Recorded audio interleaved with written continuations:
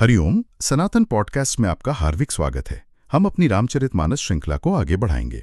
जी, आज हम किष्किंधा कांड के एक बहुत ही मार्मिक प्रसंग पर चर्चा करेंगे।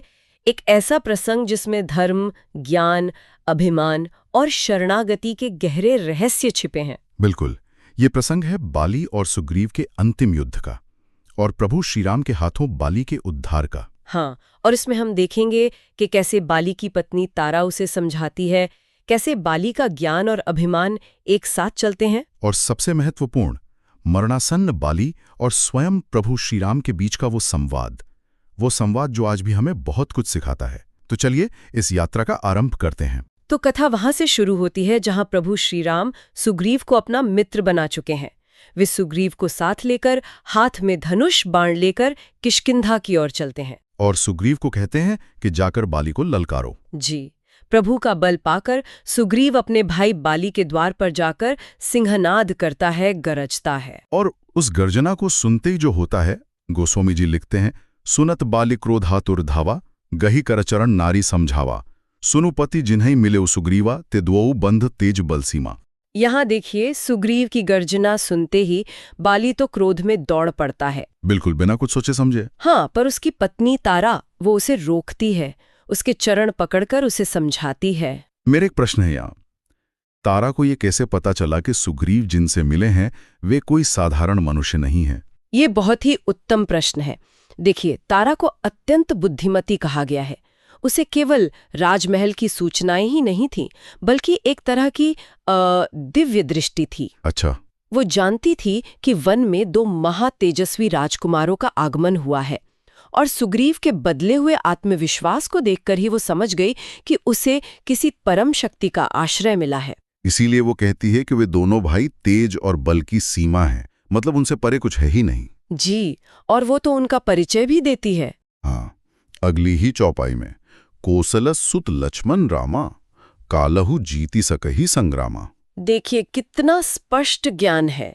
वो अनुमान नहीं लगा रही, वो निश्चित रूप से जानती है कि वे कोसल देश के राजा दशरथ के पुत्र राम और लक्ष्मण हैं। और उनकी क्षमता के बारे में जो वो कहती है वो तो अद्भुत है। कालहु जीति सकहि संग्रामा, उस संग्राम में स्वयं मृत्यु को, मतलब काल को भी जीत सकते हैं।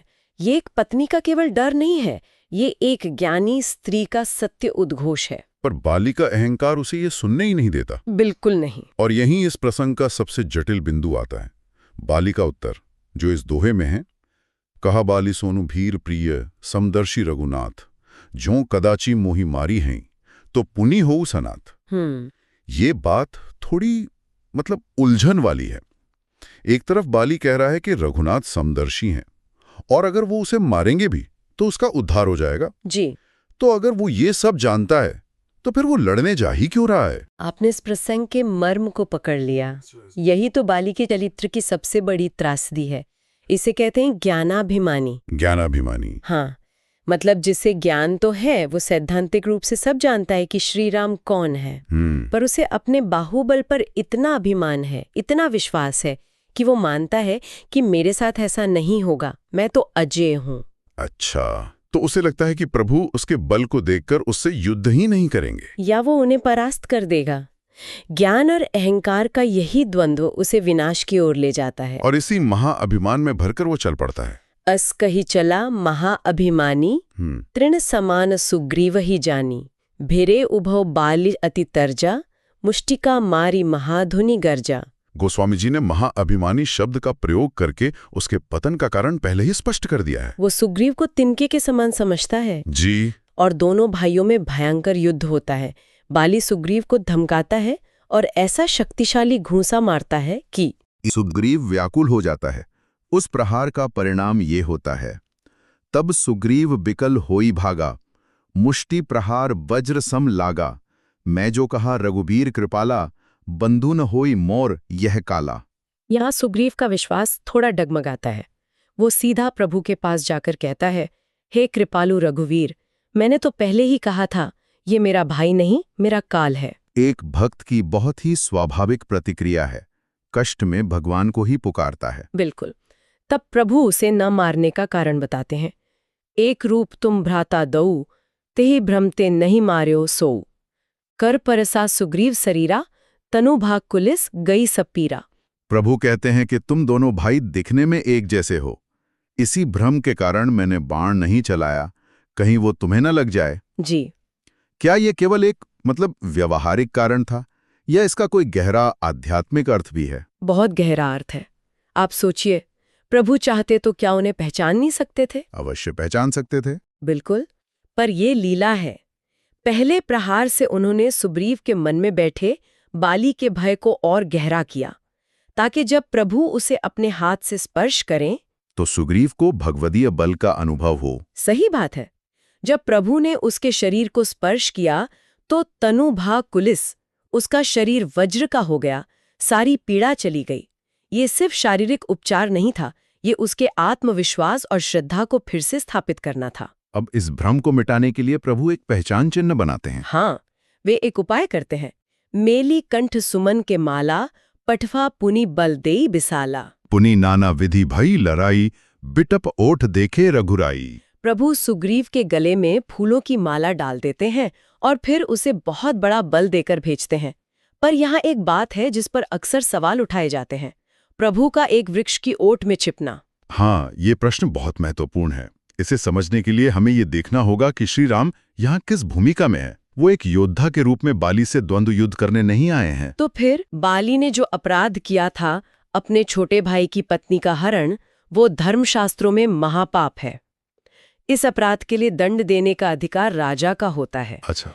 तो श्री राम यहाँ एक राजा और धर्म रक्षक की भूमिका में है। बिल्कुल। एक दंडाधिकारी के रूप में न्याय कर रहे हैं। जैसे कोई न्यायाधीश अपराधी से खुद लड़कर दंड नहीं देता, बल्कि कानून के अनुसार सजा सुनाता है, उसी प्रकार श्री राम छिपकर साक्षी भाव से बाली को उसके अपराध का दंड दे रहे हैं। ये व्यक्तिगत लड़ाई नहीं, ये धर्म की स्थापना थी। जी, यही इसका मर्म है। ये दृष्टिकोण तो पूरे प्रसंग को ही स्पष्ट कर देता है। युद्ध फिर से शुरू होता है और उसकी परिणति इस दोहे में है। बहुछल बल सुग्रीव कर, हिया हारा भय मानी, मारा बाली राम तब हृदय माज सरतानी। यहाँ भी एक बहुत सूक्ष्म बात है। सुग्रीव ने बहुत छल बल का प्रयोग किया, प्रभु का दिया हुआ बल भी था, पर फिर भी बाली के पराक्रम के सामने वो हृदय से हारने लगा। और ठीक उसी क्षण जब भक्त हारने लगता है, जब वो अपनी पूरी शक्ति लगाकर भी असहाय हो जाता है, तभी भगवान हस्तक्षेप करते हैं। जैसे ही सुग्रीव ने भय माना, श्री राम ने धनुष तानकर बाली के हृदय में बाण मार दिया। बाण लगने के बाद का दृश्य तो और भी अद्भुत है। परा बिकल मही सर के लागे, पुनि उठी बैठ देखी प्रभु आगे, श्याम गात शिर जटा बनाए, अरुण नयन सर चाप चढ़ाए। आप कल्पना कीजिए, एक मरणासन्न व्यक्ति जिसे वज्र जैसा बाण लगा हो, वो अपने सामने प्रभु को देखकर उठ बैठता है। ये दिखाता है कि प्रभु के दर्शन में कितनी अमोघ शक्ति थी। बिल्कुल, वो अपना दर्द भूल गया, मृत्यु का भय भूल गया। उसके सामने तो वो स्वरूप था जिसके लिए योगी मुनि जन्म जन्म तक तपस्या करते हैं। श्याम शरीर, सिर पर जटा, कुछ लाल नेत्र और हाथ में धनुष बाण। यह तो परम सौभाग्य का क्षण था, एक ऐसी मृत्यु जो उत्सव बन गई। उस स्वरूप को देखकर बाली के मन की स्थिति देखिए। पुनि पुनि चितई चरण चित्त दीना, सुफल जन्म माना प्रभु चीना, हृदय प्रीति मुख बचन कठोरा, बोला चितई राम की ओरा। ये भी एक विरोधाभास है। हृदय में अपार प्रेम और श्रद्धा है, पर मुख से कठोर वचन निकल रहे हैं। ऐसा क्यों? यह बाली के अभिमानी स्वभाव का आप कह सकती हैं अंतिम अवशेष है। उसका हृदय तो पिघल चुका है, उसने प्रभु को पहचानकर अपना जन्म सफल मान लिया है, पर उसका क्षत्रिय मन, उसका योद्धा स्वभाव सीधे सीधे समर्पण करने से पहले अपने मन के प्रश्नों का उत्तर चाहता है। वो एक वीर की तरह प्रश्न पूछना चाहता है कि मेरे साथ ऐसा क्यों किया गया। इसलिए हृदय में प्रेम होते हुए भी वाणी में कठोरता है। जी बिल्कुल। और वो प्रश्न आज भी गूंजता है। बाली सीधे प्रभु पर आरोप लगाता है, धर्म हेतु अवतरे हु गोसाई, मारे हु मोही ब्याध की नाई, मैं बैरी सुग्रीव प्यारा, अवगुण कवन नाथ मोही मारा। सीधा सवाल। आपने धर्म की रक्षा के लिए अवतार लिया है, फिर मुझे एक शिकारी की तरह छिपकर क्यों मारा? क्या मैं आपका शत्रु और सुग्रीव प्यारा था? हे नाथ, मेरा दोष क्या था। और अब प्रभु श्री राम उसे धर्म का वो विधान बताते हैं जिसके कारण बाली का वध धर्मसम्मत था। जी, और प्रभु का उत्तर धर्म की स्थापना करता है। वे कहते हैं, अनुज बधू भगिनी सुत नारी, सुनु सठ कन्या सम एचारी, इन्हें कुदृष्टि बिलोकई जोई, ताही बधे कछु पाप न होई। मतलब, हे मूर्ख सुन, छोटे भाई की पत्नी, बहन, पुत्र की पत्नी और अपनी कन्या, ये चारों एक समान हैं। और जो भी इन पर खुद दृष्टि डालता है उसका वध करने में कोई पाप नहीं होता। बाली ने सुग्रीव की पत्नी रूमा को बलपूर्वक अपने पास रखकर यही महापाप किया था। तो ये था पहला और सबसे बड़ा अपराध। पर क्या प्रभु यहीं रुक जाते हैं? नहीं, वे उसके दूसरे दोष, उसके अभिमान पर भी प्रहार करते हैं। मूढ़ तो ही अतिशय अभिमाना, नारी सिखावन करसी न काना, मम भुजबल आश्रित ते ही जानी, मारा चाहसी अधम अभिमानी। श्री राम कहते हैं, हे मूढ़, तुझे इतना अभिमान है कि तूने अपनी धर्मपत्नी तारा की सही सलाह भी नहीं मानी। और फिर सबसे बड़ा आरोप लगाते हैं, तेरा सबसे बड़ा अपराध ये है कि सुग्रीव को मेरी भुजाओं के बल का आश्रित जानकर भी, अरे अधम अभिमानी, तूने उसे मारना चाहा। ये केवल सुग्रीव पर प्रहार नहीं था, ये मेरी सत्ता को चुनौती थी। बिल्कुल। प्रभु के इन धर्मयुक्त वचनों को सुनकर बाली का सारा भ्रम, सारा अभिमान चूर चूर हो जाता है। और वो कहता है, सुनहु राम स्वामी संचल न चातुरी मोरी, प्रभु अजहू मैं पापी अंतकाल गत तोरी। ये पूर्ण शरणागति का क्षण है। अब कोई तर्क नहीं, कोई चतुराई नहीं। वो स्वीकार करता है, मैं तो पापी था, फिर भी देखिए आपका अनुग्रह कि अंत समय में मुझे आपकी शरण प्राप्त हो गई। बाली की ये विनम्रता देखकर प्रभु की करुणा भी देखिए, वे उसे जीवन दान देना चाहते हैं। हाँ, ये बहुत ही मार्मिक क्षण है। सुनत राम अति कोमल बानी, बाली सीस पर से हूँ निज पानी, अचल करऊं तनु राखूं प्राणा, बाली कहा सुन कृपा निधाना। प्रभु कहते हैं, मैं तुम्हारे शरीर को अचल कर देता हूँ, तुम प्राण रखो। कोई भी व्यक्ति इस अवसर को नहीं छोड़ता, पर अब बाली को सच्चा ज्ञान हो चुका था। अब वो इस नश्वर शरीर के मोह से ऊपर उठ चुका था। और उसका उत्तर उसकी भक्ति और ज्ञान की पराकाष्ठा है। जी, वो कहता है, जन्म जन्म मुनि जतनु कराही, अंत राम कही आवत नाही, जासु नाम बल संकर कासी, देत सबही समगति अविनाशी। हे कृपा निधान, मुनिगण जन्म जन्मांतर तक यत्न करते हैं, फिर भी अंत समय में उनके मुख से राम नाम नहीं निकलता। और जिनके नाम के बल पर स्वयं शिव काशी में सबको मुक्ति देते हैं, वही प्रभु आज मेरे नेत्रों के सामने साक्षात खड़े हैं। मम लोचन गोचर सोई आवा, बहुरी की प्रभु अस बनही बनावा। हे प्रभु, ऐसा सौभाग्य क्या फिर कभी मिलेगा? वो इस क्षण को खोना ही नहीं चाहता। और इसी भाव को वो एक अद्भुत दृष्टांत से समझाता है। वो कहता है कि ऐसा कौन मूर्ख होगा जो हठपूर्वक कल्प वृक्ष को काटकर उससे बबूल के कांटेदार बाड़ की रक्षा करेगा। यहाँ कल्प वृक्ष है प्रभु के हाथों मिलने वाली मुक्ति, और बबूल का बाड़ है ये नश्वर शरीर। बिल्कुल, वो कहता है, अब मैं ये मूर्खता नहीं कर सकता। और तब वो अपने अंतिम क्षणों में प्रभु से दो अद्भुत वरदान मांगता है। अब नाथ करी करुणा बिलो कहू, देहु जो बर मागऊं, जेहि जोनि जन्माऊं, कर्म बस तह राम पद अनुरागऊं।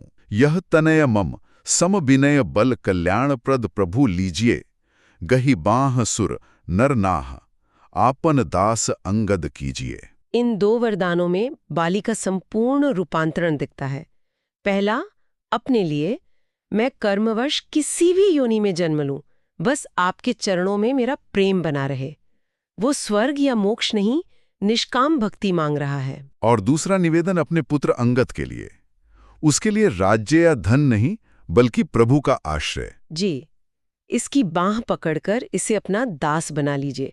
एक पिता द्वारा अपने पुत्र के लिए इससे बड़ा कोई उपहार हो ही नहीं सकता। और इस प्रकार पूर्ण संतुष्टि के साथ वो अपना शरीर त्याग देता है। राम चरण दृढ़ प्रीति करी, बाली कीन तनु त्याग, सुमन माल जिमि कंठ ते, गिरत न जानी ही नाग। श्री राम के चरणों में दृढ़ प्रीति करके बाली ने शरीर को इतनी सहजता से त्याग दिया, जैसे कोई हाथी अपने गले से फूलों की माला के गिरने को भी न जाने। को प्राप्त किया।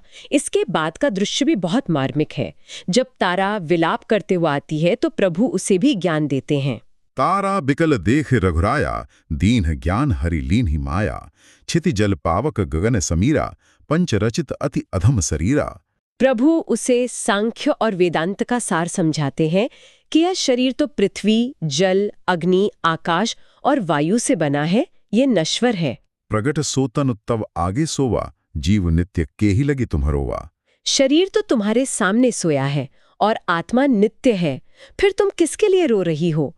प्रभु के इन वचनों को सुनते ही तारा का मोह भंग हो जाता है। उसे ज्ञान प्राप्त होता है और वो भी भगवान के चरणों में लगकर परम भक्ति का वरदान मांग लेती है। इस प्रकार प्रभु ने एक ही लीला में बाली और तारा दोनों का उद्धार कर दिया। इसके बाद प्रभु की आज्ञा से सुग्रीव ने बाली का अंतिम संस्कार किया और फिर लक्ष्मण जी ने सुग्रीव का राज्याभिषेक संपन्न किया। तो हमें आशा है कि आपको हमारी आज की चर्चा पसंद आई होगी। सनातन धर्म से संबंधित ऐसी ही और चर्चाओं के लिए हमारे चैनल को अवश्य सदस्यता लें। धन्यवाद। जय श्री